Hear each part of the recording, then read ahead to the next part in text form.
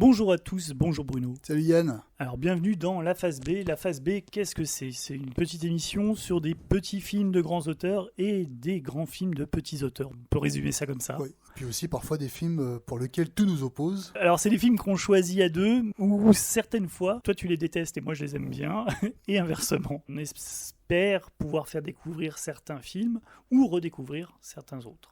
Et on commence d'ailleurs avec cette première émission, avec un petit film. Qui n'est même pas sorti en salle. C'est Drag de Cross Concrete, traîné sur le bitume, réalisé et écrit par S. Craig Zahler. Zahler, dont c'est le troisième film, après Bon Tomahawk et Section Brawl. 99. Ouais, je prononce Brawl in Section 99. Ouais, deux films qui étaient aussi dans des genres particuliers. Donc western pour le premier, et puis film de prison pour le deuxième. Traîné sur le bitume, est-ce qu'on parle de l'intrigue de ce film policier ? Ouais, sans trop s'attarder dessus, parce que en fait elle est un peu à rallonge. Et on risquerait en plus de dévoiler certains plots du film, quoi. Donc, ouais, on va faire une partie sans spoiler et on va faire une partie avec spoiler. On va faire la première moitié sans spoiler. On vous conseille vraiment vivement de regarder le film parce que déjà c'est un super film. Et puis on va essayer de pas trop dévoiler de l'intrigue parce que l'un des plaisirs du film c'est justement d'aller avec les protagonistes au fur et à mesure de l'avancée de l'intrigue. Et par contre la deuxième demi-heure là on va se lâcher, on spoilera comme des porcs. Et surtout, on parlera de la fin, puisque le film a été soumis à certaines accusations qui, pour toi comme pour moi, sont complètement infondées et qui s'écroulent quand on voit la fin du film. Mais on a besoin, pour expliquer, de raconter ce qui se passe à la fin. Donc on va plutôt faire en deux parties, une partie sans spoil, une partie avec spoil. Alors, le point de départ, on suit deux inspecteurs de police qui sont joués respectivement par Mel Gibson et par Vince Vaughn. Deux enquêteurs qui montent une filature contre un dealer de drogue. Lors de l'arrestation, ils sont filmés par un voisin. La vidéo va devenir virale et en 24 heures, ils vont se faire mettre à pied par leur supérieur et perdre leur pension pendant un mois. Une arrestation qui est certes brutale, mais qui n'est pas non plus... c'est pas un passage à tabac. Comme tu y vas. Ben non, mais c'est pas. Non, t'es dans quelle manif, toi? Écoute, moi j'aime bien l'ordre et la loi. Et je trouve que c'est juste deux membres de la fonction publique qui n'ont fait que leur travail et qui, comme ils le disent d'ailleurs, ont protégé les écoles des pourris qui essayent de vendre de la drogue aux lycéens. Donc une fois mis à pied, le flic incarné par Mel Gibson va essayer de trouver en fait, via ses indices, une affaire sur laquelle ils vont pouvoir en fait dévaliser des criminels. C'est-à-dire il faut lui trouver une affaire où il y a une grosse transaction d'argent. Et un de ses indices, qui est joué par Udo Kier, va l'informer en fait d'un trafic. Il y a un nouveau gang en ville et il prépare un gros coup, mais personne ne sait ce que c'est. Et là démarre une filature qui va durer en fait sur toute la deuxième moitié du film. Et là on va pas vous raconter ce qui se passe en fait dans cette filature, mais ça va entraîner une réaction en chaîne qui va inexorablement en fait propulser les deux personnages jusqu'à la fin du film. Ce qui est intéressant, je trouve, au niveau du rythme du film, c'est que plus tu avances dans l'intrigue, plus les scènes s'étirent. Celle qui est symptomatique, c'est la fameuse filature, justement. Ouais. On l'a pas dit, mais Zahler est aussi écrivain. Alors, moi, j'ai lu aucun de ses livres. Toi, t'en as lu ? Ouais, j'ai lu Exécution à Victory et Une assemblée de chacals. Et je trouve que, moi, à l'époque, quand on a regardé ce film, moi, j'ignorais totalement, en fait, qu'il écrivait des bouquins. Et j'avais ce sentiment, en fait, de me retrouver plongé dans un polar, dans une lecture, en fait, mais véritablement. C'est incroyablement immersif à ce niveau-là. T'as vraiment l'impression de te plonger non pas franchement dans un roman de gare, mais vraiment dans un polar pur et dur, un truc un peu à la Joseph Van Vogt, tu vois. Et d'ailleurs, honnêtement, ça m'a fait penser beaucoup à ça, à du Joseph Van Vogt. Et en plus, mais là, effectivement, pour pas trop dévoiler la suite du film, et en plus aussi à du Chester Himes.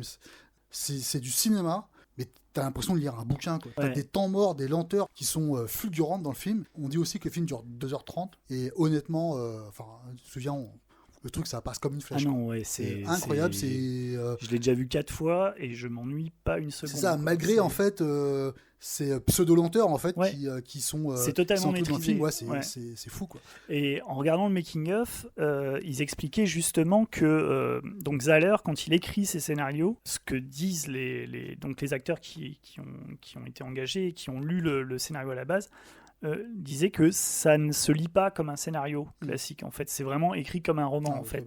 Et lui explique que justement, il écrit tout, voilà, d'une traite quoi. Il écrit ses scénarios de films comme il écrit ses romans.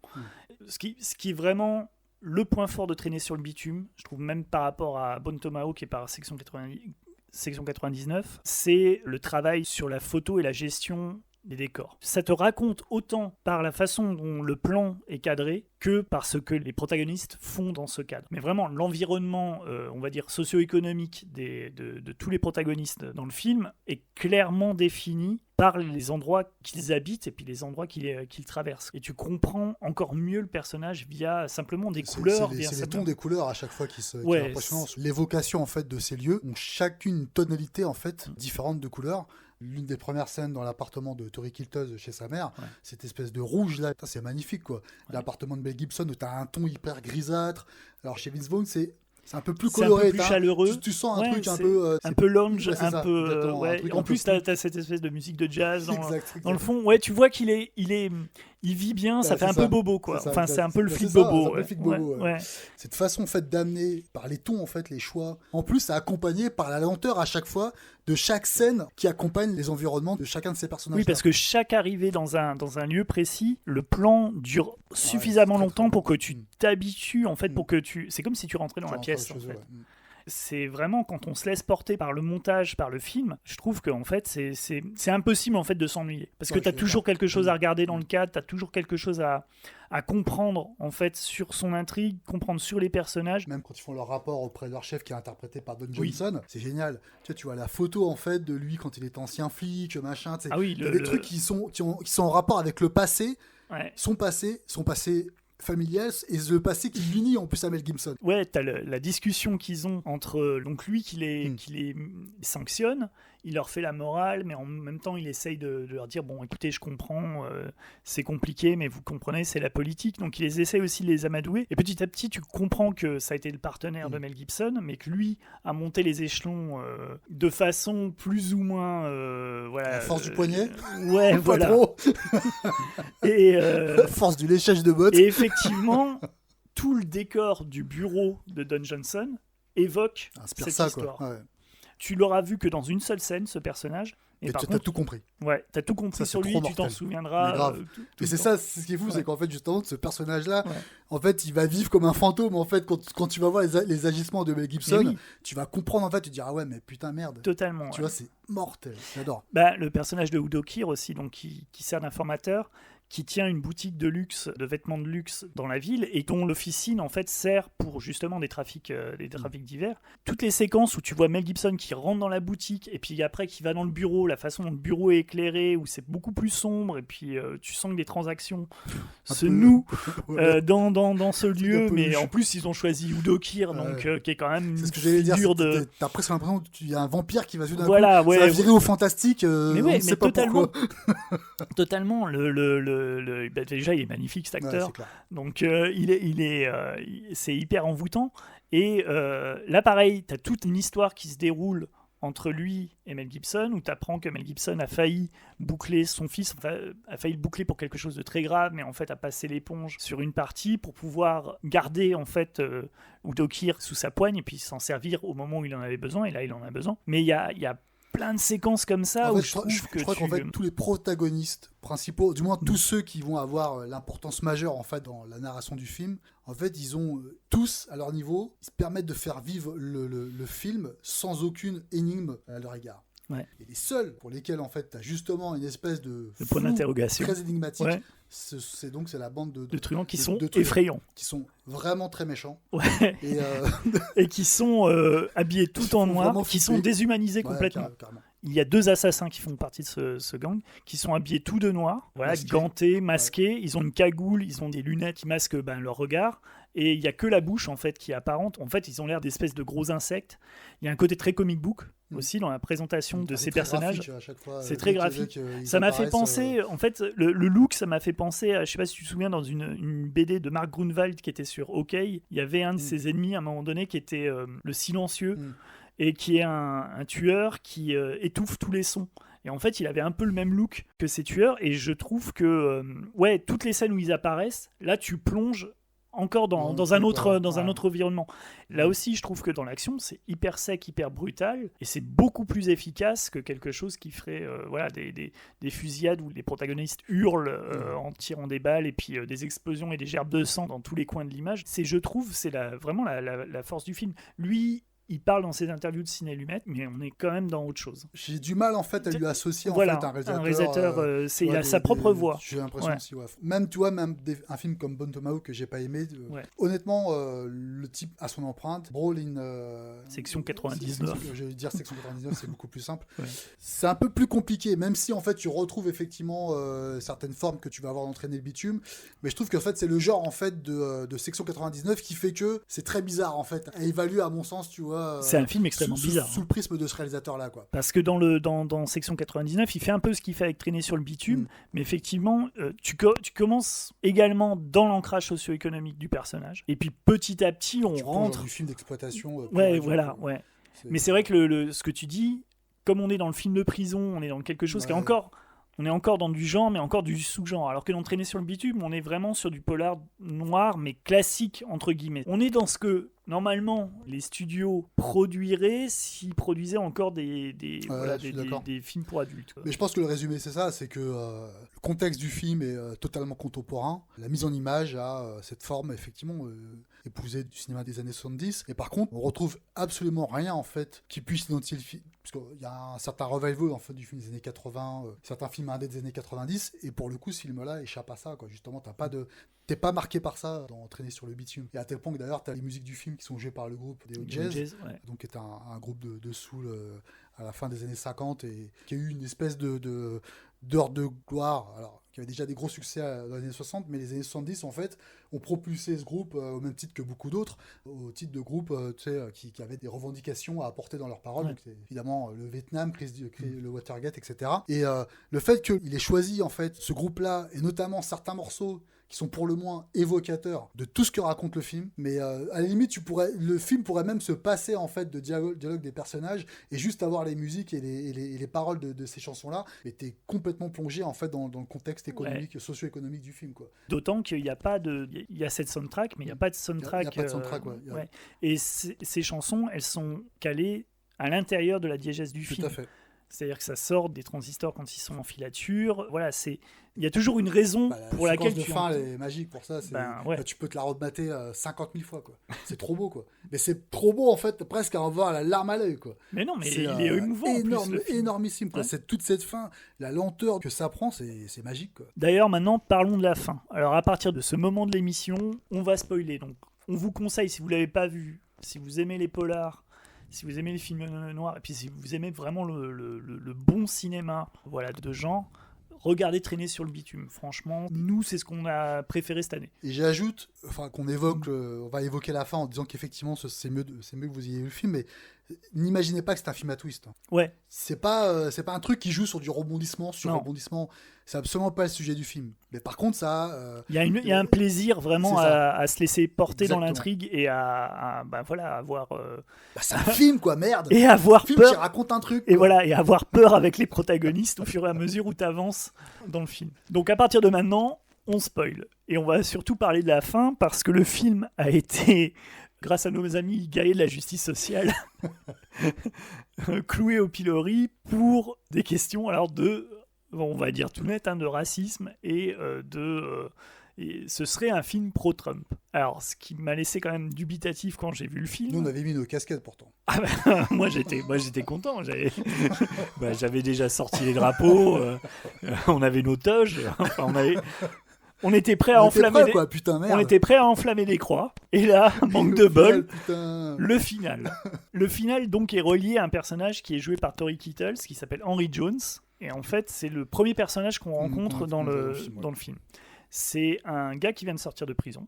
Et comme le personnage de Mel Gibson, on va dire que sa vie de famille, pour l'instant, n'est pas très rose. C'est-à-dire sa mère, elle est prostituée.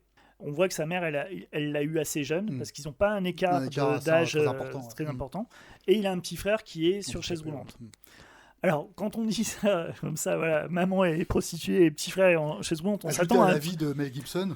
On s'attend vraiment. Misérabiliste. Alors là, pareil, on précise que ça paraît quand même misérabiliste. Ouais. Dans le film, ça l'est pas du tout. C'est présenté vraiment de façon factuelle, de façon à ce que, en fait, simplement à ce qu'on comprenne les agissements qui vont pousser en fait les protagonistes à agir comme ils le font pendant tout le film. Et la raison principale, que ce soit Mel Gibson ou que ce soit Tory Kittles, donc qui est aussi black, ils ont la même raison, c'est le fric. Et c'est pouvoir s'en sortir. En fait, c'est pas tant subvenir aux besoins de leur famille. Ouais. C'est ça, parce que le mot d'ordre, c'est de pouvoir en fait sortir leur famille de la merde. Ouais. Et à la fin, donc on se retrouve avec un flic et un truand et un paquet de lingots. Qui veulent la même chose. Et ils veulent la même chose. Et ils décident de faire équipe. Et ça marche pendant un temps. En fait, pour sauver leur vie respective, ils décident de couper la part du butin presque en deux. En deux, ouais. Donc, et ça allait marcher, sauf qu'il y a un moment dans la voiture où Mel Gibson décide de tenir en joue Tory Kittles, alors que tout se passait très bien. Mais il lui fait pas confiance parce que il a sur son téléphone portable en fait des photos de Mel Gibson durant la fusillade. Il veut absolument ces photos et ça se finit en fusillade dans la voiture, sauf que c'est Tory Kittles qui s'en sort. C'est-à-dire il arrive à distraire Mel Gibson et à le flinguer. Donc Tory Kittles se retrouve seul avec les lingots et là il y a une ellipse. Et on le retrouve quelques années plus tard. C'est quelques mois, mais c'est quelques temps plus tard. Et Tory Kittles vit maintenant dans une magnifique maison au bord de la mer. Voilà, il a sa mère avec lui, il a son petit frère qui maintenant est dans une chambre immense avec tous les jeux vidéo dont il rêvait. Et on apprend également, il y a aussi une petite scénette où on voit que la femme de Mel Gibson a récupéré un des lingots. Enfin, que Tory Kittles lui a envoyé un des lingots. Donc il a tenu la promesse qu'il a faite à Mel Gibson quand même de tirer de la merde la famille de Mel Gibson. Et donc ce film est qualifié de raciste. Alors qu'en fait c'est juste un film qui explique que ce soit en fait les flics que ce soit maintenant la classe moyenne ou la classe défavorisée, en fait tout le monde est dans la même merde et qu'on va sur une pente qui est de plus en plus glissante, quoi. Est-ce que ce qui a pas troublé en fait, c'est qu'au final le personnage d'Harry Kittles, on voit beaucoup au début du film, et on voit beaucoup à la fin, mais durant une heure il disparaît. On vit en fait avec le quotidien de Vince Vaughn et de Mel Gibson, qui sont quand même ouvertement racistes, quoi. Vince Vaughn, on sait pas trop. Il y a quand même des propos un peu. C'est peut-être le plus borderline d'ailleurs. C'est le plus borderline. Parce qu'il a des propos à un moment donné quand il est dans le bureau avec Don Johnson. Mais il sort avec. Il parle des homos, machin et tout. Ils ont des réflexions très bizarres, quoi. Mais en plus on sait pas. Il sort avec une noire en plus. Non mais en fait il joue constamment avec. Oui, il est très ambigu comme flic. Ce que n'est pas trop Mel Gibson. Non, Mel Gibson est plus. C'est un mec qui est gris en fait. Parce que lui a moins de réflexion. Il a moins sur ses réflexions, elles portent plus sur le fait que. Le système a changé. Le système, tout se barre en couille. Et lui, en fait, il demeure en fait un des derniers remparts de justice dans sa ville. Lui, il pense qu'il est un des rares mecs moraux en fait. Et que même ce qu'il fait, cette idée de braquer des dealers, en fait, c'est moral pour lui. Mais pourquoi en fait tout à l'heure j'ai évoqué les romans de Joseph Van Vogt, parce que Joseph Van Vogt c'était un peu ça, quoi.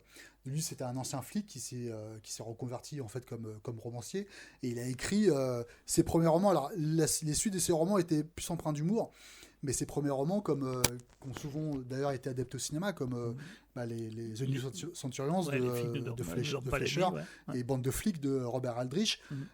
Tout ça, tu vois, en fait, c'est des quotidiens en fait assez déprimants des flics. Et j'avais l'impression en fait de retrouver cette part en fait de cinéma-là. Mais c'est vrai que d'entraîner sur le bitume. On n'arrivait pas à raccorder un réalisateur à Eskagzaler, mais c'est vrai qu'il y a un peu de Richard Fleischer. Ça donne un univers palpable en fait. T'as vraiment l'impression d'être avec eux.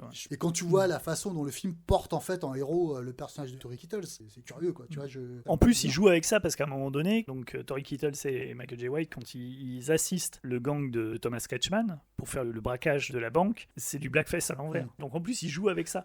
Et je trouve que la séquence, on en avait parlé, mais la séquence où tu es à l'intérieur du fourgon avec eux, là par contre, elle est hyper symbolique et hyper terrible parce qu'en fait, effectivement, ils les traitent comme des sous-fifs, quoi. Ils leur font faire tous les sales boulots. Eux, ils parlent avec des connotations raciales tout le temps. Et c'est pour ça que plus que d'essayer de trouver en fait au film des accointances avec des réalisateurs des années 70, je crois vraiment que ça a plus de teneur avec certains écrivains. Et vraiment, quand je disais Van Boog ou Chester Himes, par exemple, qui était lui un écrivain noir dans les années 40, et qui a écrit beaucoup en fait sur l'opposition noir-blanc en fait dans ces années-là. C'était un écrivain qui s'était fait taxer de raciste. Tout le monde lui tombait dessus, quoi. Que ce soit les communistes, que ce soit les juifs, les noirs, les blancs, parce qu'il justement il rappelait une certaine condition de la société américaine de l'époque, qui était négrophobe, qui était antisémite. Et bizarrement en fait dans ses bouquins il y avait ces évocations-là. Parce qu'au fond, d'Entraîner sur le bitume, Mel Gibson s'en sortait s'il mettait de côté ses préjugés. En fait, la finalité de Traîner sur le bitume, c'est il dit en fait si c'était allié depuis le début, en gros c'est ça, c'est si les prolos s'allient, quelle que soit leur couleur, ils renversent le système. C'est exactement ça. Tout ça, tout ce dont on a parlé là dans le fond, c'est vraiment, ça reste du sous-texte. C'est pour ça d'ailleurs que que beaucoup l'ont mal compris, c'est que ça reste du sous-texte, c'est pas explicité dans les dialogues, et c'est ce qui est brillant dans le film. Et en fait, je pense que ça c'est la force de Zahler, que ce soit dans ses bouquins ou que ce soit dans ses films. On n'a pas parlé de ses bouquins, mais c'est de jouer avec les préjugés actuel. Alors, il y en a peut-être qui trouvent que c'est justement de mauvais goût de mélanger tout ça, mais je trouve que c'est bien parce que ça permet aussi en fait d'avoir un regard que je trouve moi humaniste en fait. Il dit que quelles que soient les personnes, quel que soit leur passé, quelles que soient leurs origines et quel que soit le milieu dans lequel ils sont, en fait tout le monde mange aujourd'hui, quoi. Et les vrais méchants, c'est pas forcément ceux qu'on voit, et c'est pour ça que d'Entraîner sur le bitume, ils sont masqués et qui sont complètement déshumanisés, parce qu'en fait ils représentent le système qui est en train de broyer également les protagonistes, en fait, que ce soit Mel Gibson ou que ce soit Tori Kettles, que ce soit leur partenaire. C'est ça aussi qui est intéressant, c'est que tu as plein de couples dans Entraîner sur le bitume. Tu as plein de couples qui sont en train de... En fait, qui doivent se serrer les coudes à chaque fois par rapport au système. Donc il y a ça, et moi, si je conseille un bouquin de lui, c'est Une assemblée de chacals, qui est un western et qui est sur des anciens desperados qui ont changé de vie. Ils sont tous devenus ils ont tous fait partie du même gang quand ils étaient jeunes, et maintenant ils ont tous des vies normales, mais l'un d'entre eux va se marier et en fait envoie un message pour inviter ses anciens camarades à venir au mariage, en disant que la cérémonie va être dérangée par leur ancien commanditaire qui a un grief contre eux, quoi. Et petit à petit, tu apprends ce qui s'est passé, ce qu'ils ont fait, les actes qu'ils ont commis. Ils ont commis des actes qui sont vraiment déplorables. Donc tu vas creuser dans le passé de ces personnages-là. Tu as toujours ce regard-là, en fait, chez Zahler. Et s'il y a une morale, à mon avis, dans ses œuvres, que ce soit littéraire ou que ce soit cinématographique, c'est qu'en gros, à un moment donné, tu finis toujours par payer les pots cassés. Il y a un système, et puis tu finis toujours par payer les pots cassés de ce système. On va en terminer là, pour Traîner sur le bitume. Voilà. Et deuxième émission, alors, un choix de Bruno, parce qu'il a décidé que je faisais pas assez de sport. Donc, on va mettre nos shirts et nos baskets. J'ai épuisé tout mon vocabulaire là, que je connais sur le sport, donc je vais te laisser parler du sujet du prochain film. C'est Blue Chips de William Friedkin, grand cinéaste, et qui aura fait un film dont personne quasiment tout le monde se fout. Voilà. Quand tu évoques la carrière de William Friedkin, c'est absolument pas Blue Chips qui même ressort. Lui n'en parle pas. Alors que pourtant c'est un amateur de basket, cet enfoiré. C'est quasi autobiographique. Ouais, je suis d'accord. Et donc du coup, c'est ce dont on va parler dans la prochaine émission de la phase B. Merci beaucoup, merci Bruno. Merci, salut, ciao.